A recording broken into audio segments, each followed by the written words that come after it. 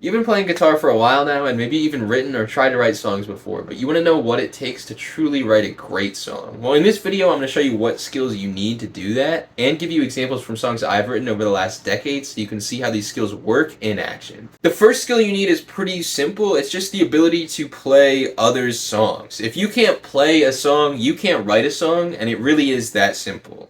So before you go to write a song, make sure that you've learned some of the songs that you love, because that's going to be the best way to get inspiration from the writing that you like, even if it's a subconscious thing.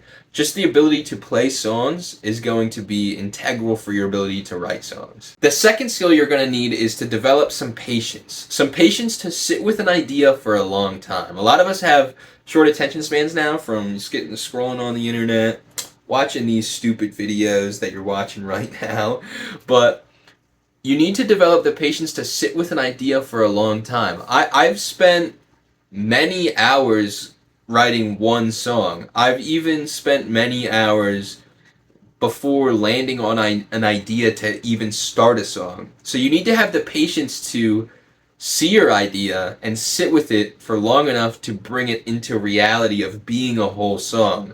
If you can't do that, you're going to be the millionth guy or more who has 100 unfinished songs in his phone. And I do think it's okay to have some of those. Like I have a bunch of those personally, because I'll write songs and then I'll hit a point where I just don't think the idea is as good as I thought it was, and I'd rather do something else or write a different song. That's okay, but you need to have the ability to sit with the ideas for long enough to turn it into a whole song. I would actually recommend not turning any songs down unless you've written like 20 or more songs. Like any idea you have and you start writing, finish it. Turn it into a whole song, because you need to develop the skill set of being patient enough to finish a song. Okay, now let's jump into the actual technical skills and understandings you need to write songs.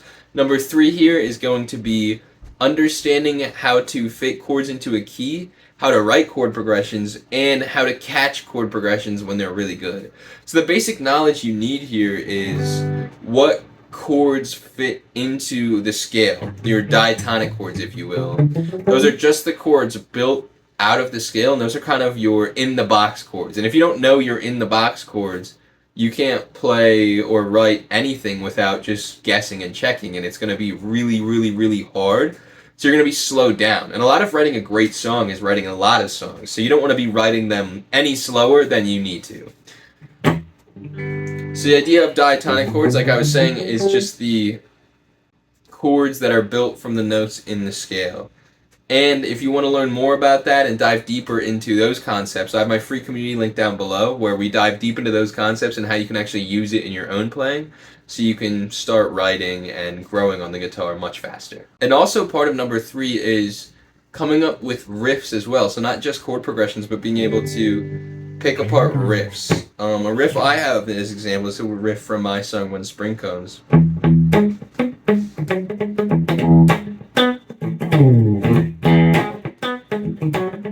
That little riff comes in at the start of the song, and without the ability to sit there and mess around, I would have never landed on that riff. And all that is E major. That's just an E major, the notes from E major. But it's spending enough time messing around with ideas in your head or learning other songs and getting inspiration from them that you can get your ideas to form. If you don't have ideas forming, writing songs is going to be pretty hard. Number 4 is a very, very important skill set, which is coming up with the vocal melodies to put your lyrics over. I think lyrics is a different skill, and we'll get to that, but for coming up with vocal melodies, you need to be able to come up with ideas and then find when one of them is good enough to use. My typical approach to this is simply mumbling. It sounds silly, but when you land on a chord progression, let's say something like, this is just freaking out on the interstate at this point, but we're gonna use it anyway. You want to mumble ideas, so like,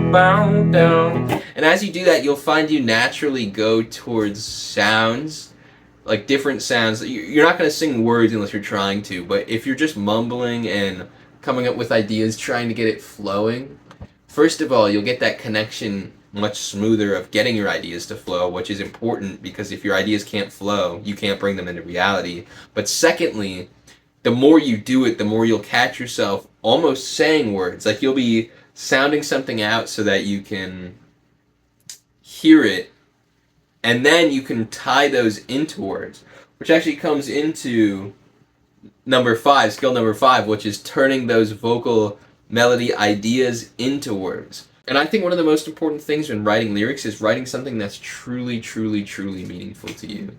A lot of the songs I've written that I feel like are the best songs, not only because they stick with me over many years, but because when I play them for people, like people actually enjoy them, are the songs that I was feeling very strong emotions at the time of writing, and I put those into the song. So some examples I have are that one I played earlier, When Spring Comes, is a song that I wrote when I was feeling kind of stuck in life. Like I didn't know what I was doing or where I was going, but I wrote this song about how I knew that there was a light that was coming, but maybe it would come, when spring comes, as I say in the song.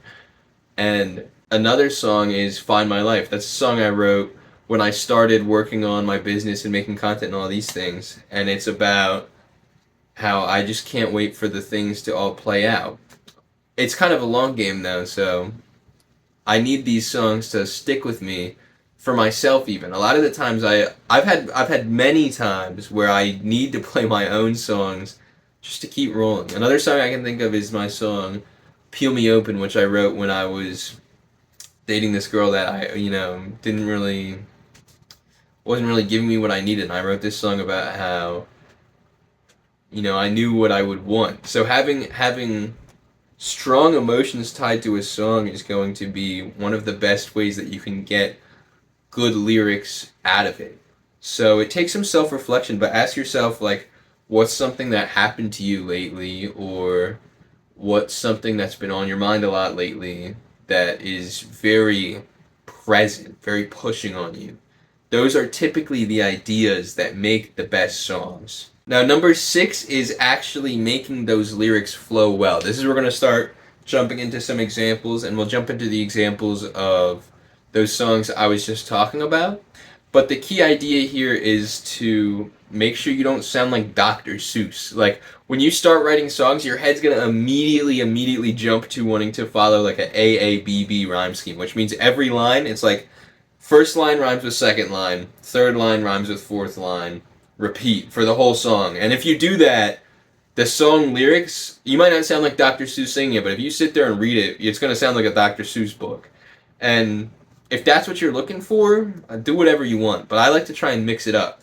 So you're going to have to force yourself to block it off, like go off of the rhyme. Make the first line not rhyme with the second line, and then come back on the third line, and then the second line rhymes with the fourth line. And then you can mix them up. I don't want you to stay away from the AABB rhyme, but I want you to mix up your rhymes through the songs. And not only that, sometimes actually avoid rhyming, either by fully not rhyming or using the vowel sound of the word to rhyme together. An example I have of that in When Spring Comes is rhyming up and rut. Up and rut don't actually rhyme, because rhyming is at the end of the word, but they both have that same U sound, so up and rut totally rhyme. So I'm going to pull up my song lyrics and read through them and try and come up with a few more examples of ways I've done this. Here's an example from my song Peel Me Open, where the first 2 lines of this stanza don't rhyme at all, and that rhyme never comes back. But see, these second 2 lines here, that rhymes.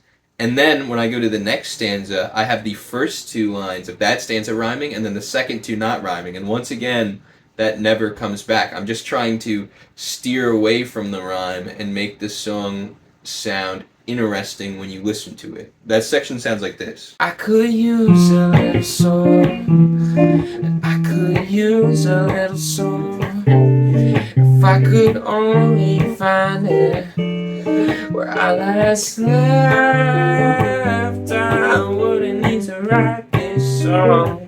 No, I'd be out living how I want, but this bridge won't take me that far.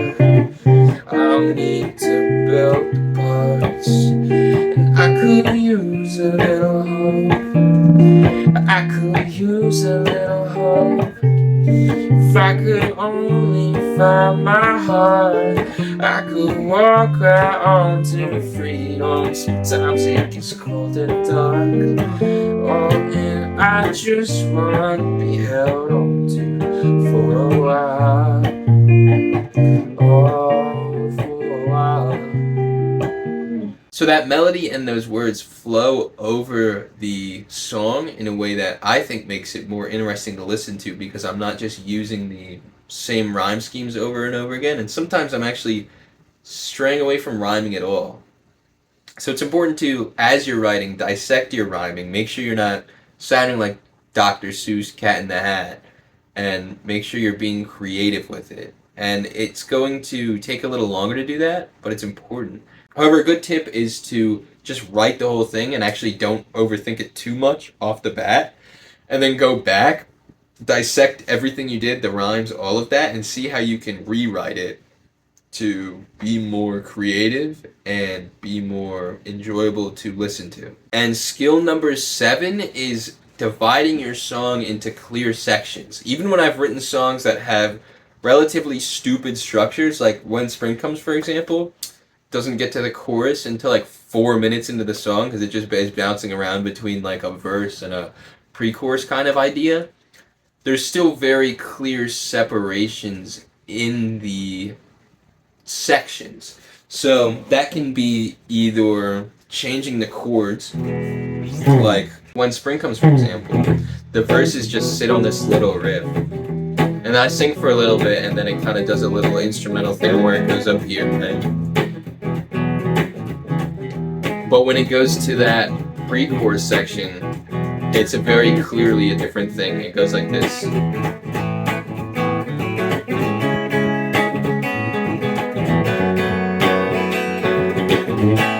So that's a great way to have clearly different sections, is to just change the chords of what you're playing. But not only that, you can change the intensity of your vocals or the vocal melody and play over the same chords. There's tons of great songs out there that use the same chords for the whole song. Like blues songs or some folk songs especially will just sit on the same 4 chords, 3 chords as the whole song.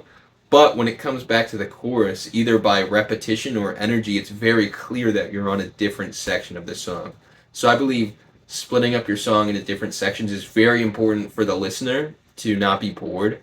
Like if you were listening to a song and it was the same thing for 4 minutes straight, you would get bored.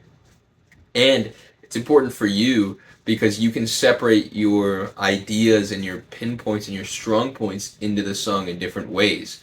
I like to have the chorus try and be the big picture idea of the song, you know? Like the chorus is, what is this song about, overview. But then as you get into the verses, it's like little details of like, why is that so important to me though? Like, why do I care about big picture? That goes in the verses. What happened?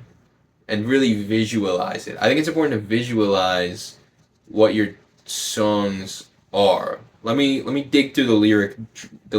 Let me dig through the lyrics and try and find an example of this. So here's an example. This is the opening stanza for my song When Spring Comes, and in this, I think it's painting a pretty clear picture of the vision of what is important to me about this. Like, when spring comes is a clear idea off the bat. Like, I'm waiting for spring. Whether that's the season or some mental framing, it doesn't really matter. It's clear off the bat that it's waiting for spring.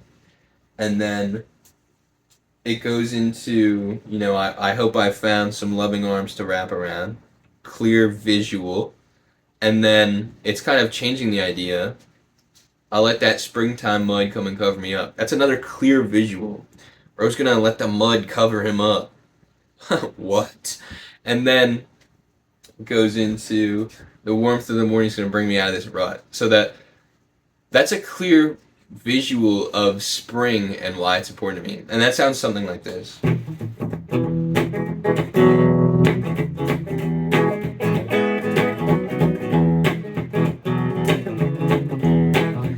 When spring comes, I hope I found some loving arms to wrap around. I'll let that springtime will come cut me up, and the warmth of the morning's gonna bring me out of this room.